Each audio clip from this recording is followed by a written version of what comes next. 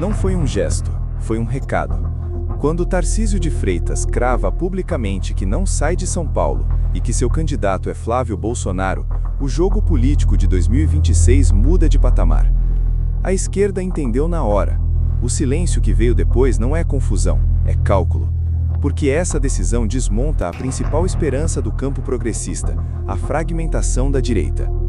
Durante meses, a narrativa era simples e confortável para o PT. Vários nomes à direita disputando espaço, votos pulverizados, segundo turno controlável. Essa fantasia acaba no momento em que Tarcísio sai do radar presidencial e faz o que líderes de verdade fazem: escolhe um lado, assume um projeto e organiza a tropa.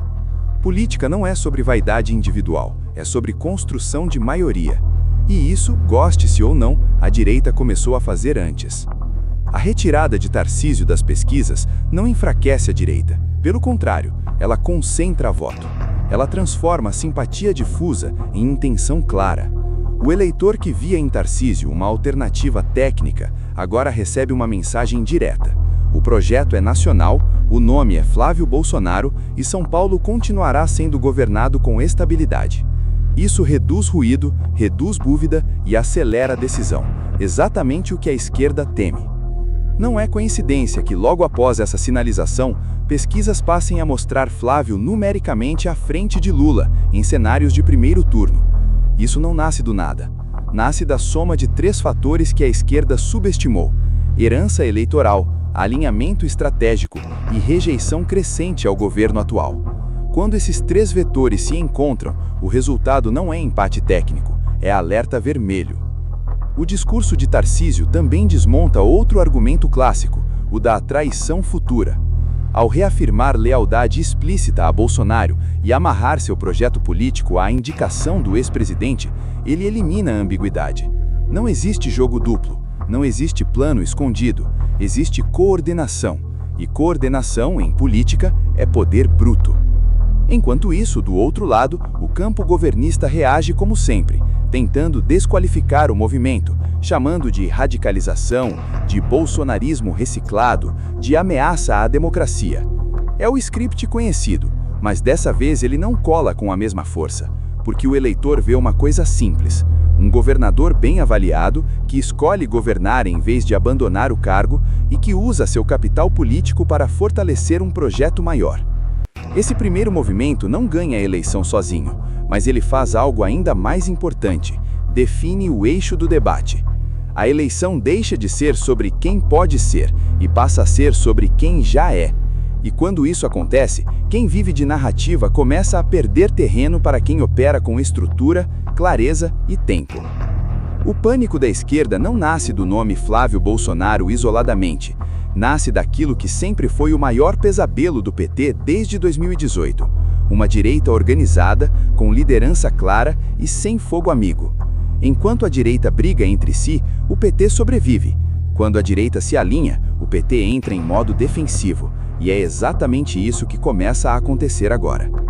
Durante anos, a estratégia foi empurrar Tarcísio como opção moderada, quase um antídoto ao bolsonarismo. A imprensa ajudou, setores do centro ajudaram e parte da elite política também. O objetivo era simples: separar o eleitor conservador do núcleo bolsonarista.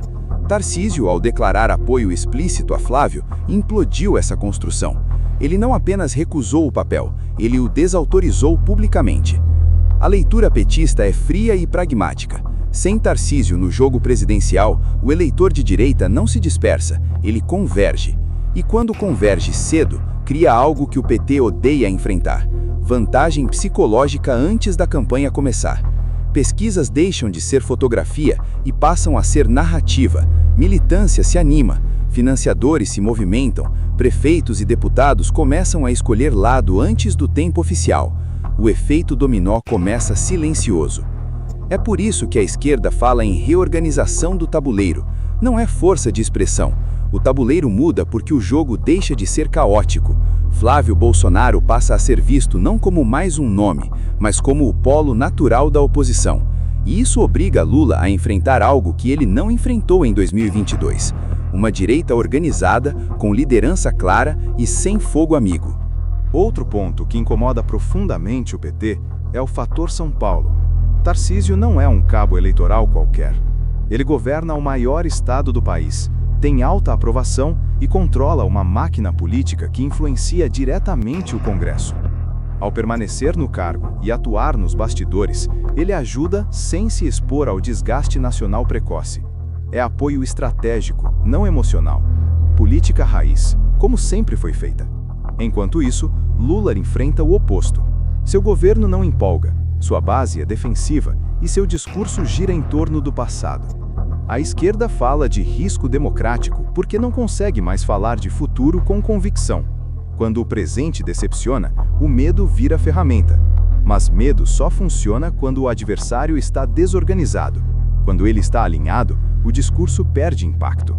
O dado das pesquisas, Flávio à frente em cenários de primeiro turno, é menos importante pelo número e mais pelo símbolo. Ele mostra que o teto bolsonarista não é tão baixo quanto diziam.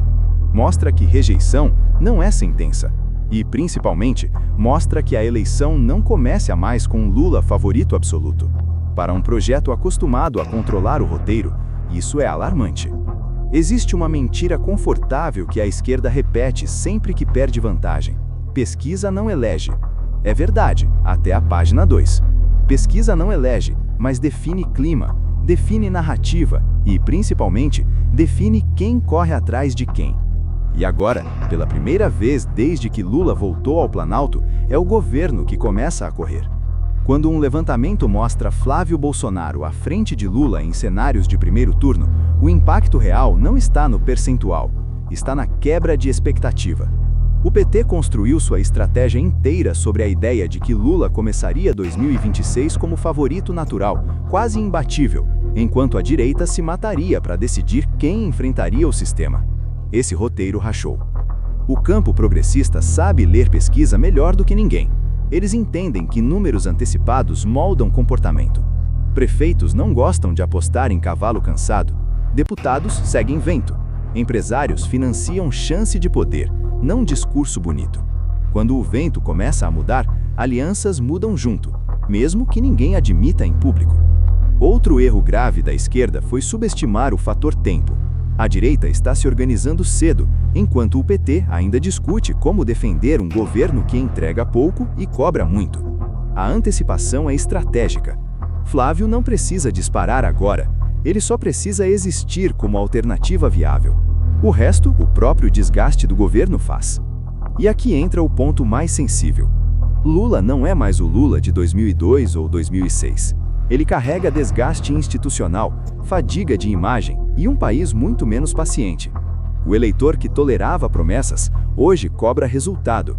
E quando o governo não entrega, a comparação deixa de ser ideológica e passa a ser prática. Quem parece ter projeto? Quem parece ter sucessão? Quem parece ter time? Enquanto isso, a esquerda aposta no velho manual, colar Flávio ao radicalismo, ao passado, ao medo. Mas esse discurso só funciona quando o presente é convincente. Sem crescimento perceptível, sem sensação de prosperidade e com crises recorrentes, o espantalho perde força. O eleitor começa a pensar: pior do que está, dá para continuar? A decisão de Tarcísio de ficar em São Paulo reforça essa lógica. Ele não se expõe à pancadaria nacional agora, mas legitima o projeto. É o adulto na sala dizendo: o plano é esse. Isso gera segurança para quem vota e para quem articula. Política é confiança. Quem transmite estabilidade larga na frente. A esquerda percebeu tarde demais que não basta demonizar o adversário. É preciso ter algo melhor para oferecer. E, até aqui, o governo não apresentou um novo sonho, apenas a defesa do próprio mandato. Em eleição presidencial, isso costuma ser pouco. Por isso, o incômodo é tão grande. Não é medo de perder hoje, é medo de não conseguir virar amanhã. Quando a narrativa escapa cedo, a campanha vira reação. E reação raramente vence projeto. A eleição de 2026 começa a se desenhar com uma diferença crucial em relação às anteriores. O medo já não pertence apenas à direita. Pela primeira vez em muito tempo, ele atravessa o campo governista. Não é pânico público, é apreensão estratégica. Aquela sensação incômoda de que o roteiro pode sair do controle antes mesmo da campanha oficial começar. O apoio explícito de Tarcísio a Flávio Bolsonaro não cria um salvador, mas cria algo politicamente mais valioso: previsibilidade. O eleitor entende quem lidera, quem apoia e qual é o projeto. A máquina política entende onde investir energia.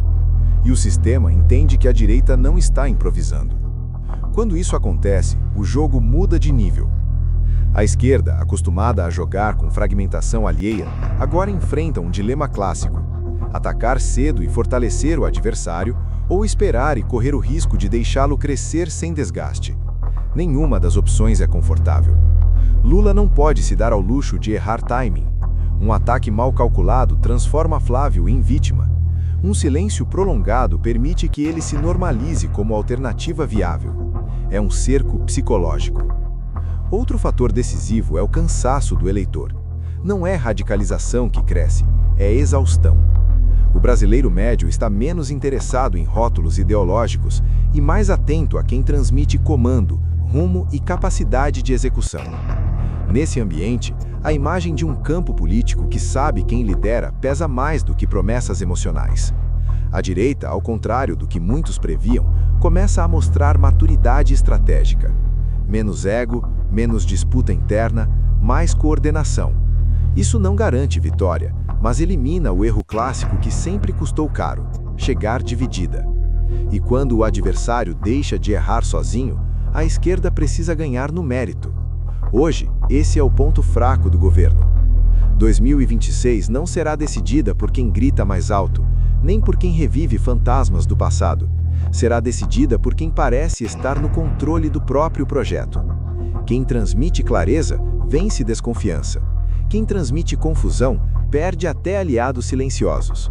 O PT, pela primeira vez em anos, não controla sozinho o tabuleiro. A direita começa a jogar com disciplina, e quando isso acontece, a eleição deixa de ser previsível e volta a ser disputa real. O recado está dado.